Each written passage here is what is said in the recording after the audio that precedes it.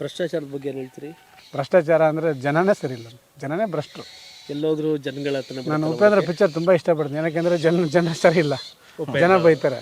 ನಾವು ಸರಿ ಹೋದರೆ ಎಲ್ಲ ಸರಿ ಹೋಯ್ತು. ಆಯಿತಾ, ಒಂದು ಟರ್ಮ್ ಮಾಡ್ಕೊತಾನ ಆಯಿತು, ಎರಡನೇ ಟೈಮ್ ಓಕೆ ಸುಸ್ತಾಗ್ಬಿಡ್ತಾನೆ. ಆಮೇಲೆ ಒಬ್ಬನಿಗೇ ಕೊಡ್ಬೇಕು ನೀವು.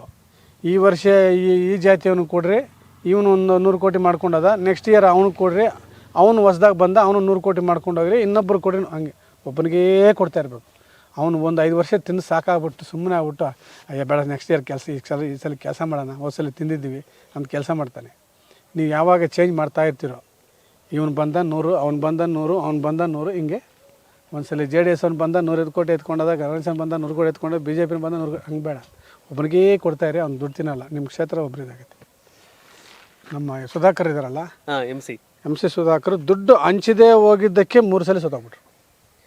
ಅಯ್ಯಪ್ಪನ ಸ್ಟಾನೆಸ್ಟ್ ನಾನು ಯಾರು ನೋಡಿ, ಅವರು ಇಂಡಿಪೆಂಡೆಂಟ್ ಆಗಿ ಹೋಗ್ಬಿಟ್ರು 2 ಸರಿ. ನಾನು ಅವರು ವಾಕಿಂಗ್ ಮಾಡ್ತಿರ್ತೀವಿ ಡಾಲಸ್ ಕಾಲೋನಿಲಿ. ಹೌದಾ?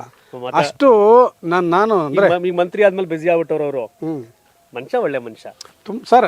ಅಷ್ಟು ನಿಜಾಯಿತಿ ಇದ್ದರೆ ರಾಜಕೀಯದಲ್ಲಿ ಆಗಲ್ಲ. ಈ ಟೈಮ್ಗೆ ಅವರು ಲಾಯಕ್ಕಲ್ಲ ರಾಜಕೀಯಕ್ಕೆ.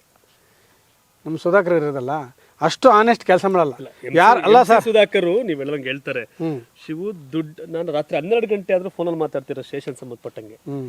ಇದೇ ನೀವೇ ಫೋನ್ ಎತ್ತುತ್ತೀರಿ, ಯಾವ್ದೋ ಗಂಡ ಹೆಂಡತಿ ಜಗಳಕ್ಕೆ ಮಾತಾಡ್ತಿರಲ್ಲ ಅಂತಂದೆ. ಶಿವು, ನಾವು ಇದನ್ನೇ ಮಾಡ್ಬೇಕು ಜನಗಳಿಗೆ. ದುಡ್ಡು ಅಂದ್ರೆ ದುಡ್ಡು ಹಂಚಬಾರ್ದು, ಅದು ಅಸಹ್ಯ, ಬೇಡ ಅಂತ ಅವ್ರು ಹಂಚಿದೇವದಕ್ಕೆ ಪಾಪ ಅವರು ಇಷ್ಟು ಹಿಂದೆ ಬಿದ್ರು. ಇಲ್ಲಾಂದ್ರೆ ಯಾವಾಗ್ಲೂ ಅವರು ಇಷ್ಟೊತ್ತಿಗೆ ನೋಡಮ್ಮ, ರಾಜಕಾರಣ ಯಾವ ದಿಕ್ಕು ದೇಶ ಯಾರನ್ನ ಹೆಂಗ್ ಬದಲಾಯಿಸುತ್ತು. ಆಮೇಲೆ ಜನ ಚೇಂಜ್ ಆದ್ರು. ಏನಪ್ಪ ಈ ಮನುಷ್ಯ ಈ 3 ಸಲ ಸೋತಾಗ್ಬಿಟ್ಟು ಆದ್ರೂ ಇನ್ನ ಏನಂತ ಹೇಳ್ಬಿಟ್ಟು ಬೇಜಾರಾಗಿ ಮೊನ್ನೆ ಇವರು ದುಡ್ಡು ಕೊಡೋದಾದ್ರು ಹಾಕೊಡ್ಬೇಕಂತ ಫುಲ್ ಹಾಕ್ಬಿಟ್ರು.